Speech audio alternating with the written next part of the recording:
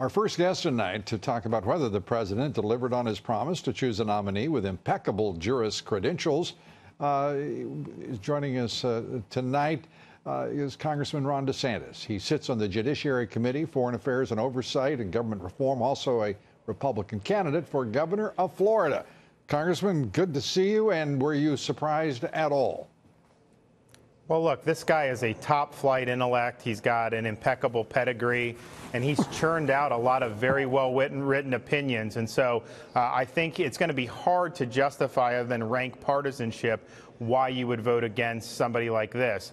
So I think the president made a good choice. You know, at the end of the day with these things, I look to Justice Thomas as kind of the gold standard because Justice Thomas is a constitutionalist. He's able to articulate that, and then he's got a backbone of steel. I think it's clear that Kavanaugh is a constitutionalist. I think it's clear that he can brilliantly articulate these key principles. And I think the thing that we'll have to see once he gets on the bench is he really going to be somebody that's going to be tough, just like Thomas? I hope so, but I don't think we ever know with any of these people till they actually get seated on the bench. Yeah, that is the truth. Despite all of the avowals otherwise, it is very difficult for any president to be certain. It's impossible for him to be certain what a justice will do once sitting on the court. But this, as you say, this man has an impeccable record from the bench. His decisions, 300 of them, 300 writings on his decisions, his rulings, are actually, it's an extraordinary volume.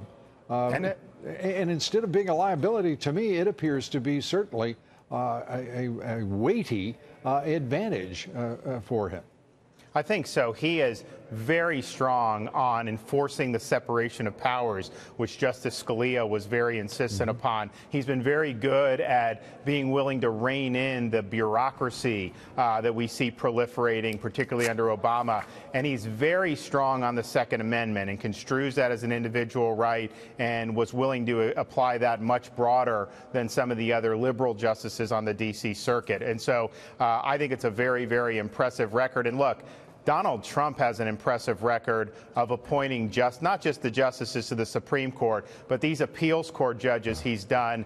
He put out the list. He made the promises to the voters, and he has delivered on this. And I think he's revolutionizing the way this is going to happen. No one's going to be able to run for president in the future without doing a list and without committing themselves the same way that President Trump has done. For a year and a half, for the record that he has, I think it's unsurpassed, certainly in modern American history. Well, let's get right to the point on it. You talked about an impeccable record.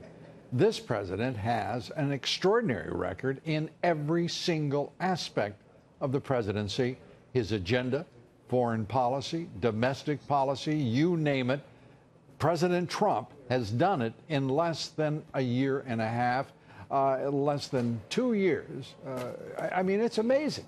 And to watch these rather shallow and, if I may say, inadequately gifted senators from the left, like Chuck Schumer, holding forth on the president's motivations and pronouncing all of this nonsense. I mean, they look like abject fools the way they're behaving.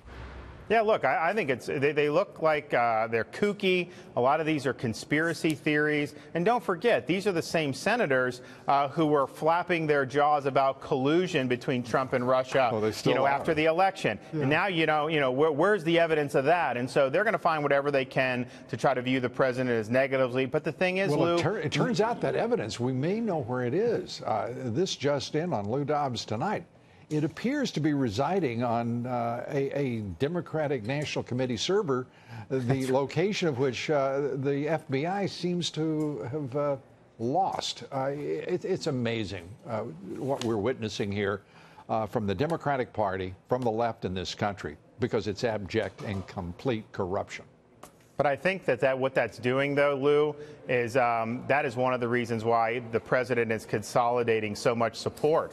I mean, you look at his poll numbers, and these poll numbers are designed to always reflect negatively on him, but the polls are going up because I think people look and they say, wait a minute, this guy's getting results People have jobs now. Incomes are starting to go up. And all the Democrats want to do is abolish ICE and Russia collusion and all these other things. And so they're just totally divorced, I think, from the things that matter to the American people. And the president has been focusing like a laser on those core issues that matter to voters.